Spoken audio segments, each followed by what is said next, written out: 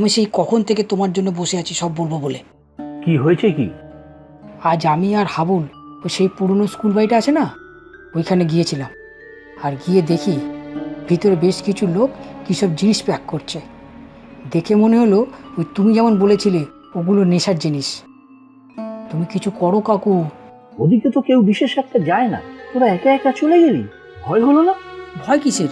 হাবুলের সাথে তো আমার ওই জঙ্গলের কাছেই প্রথম দেখা, ঘুরতে ঘুরতে চলে গেলাম। তুই যে ছেলেটার নাম বলছিস সেই নামে কিন্তু ওই বস্তিতে কেউ থাকে না। আমার লোকেরা আজ গিয়ে খবর নিয়ে এসেছে। থাকবে কি করে? ওই যে একবার ওদের ধরিয়ে দেওয়ার চেষ্টা করেছিল, তাই ওই বদমাশ লোকগুলো জানতে পেরে ওকে খুব মেরেছে, তাই ও পালিয়ে বেড়াচ্ছে সেই থেকে। আর বস্তির অনেক ছেলে এই নেশার জিনিস পাচারের সাথে যুক্ত।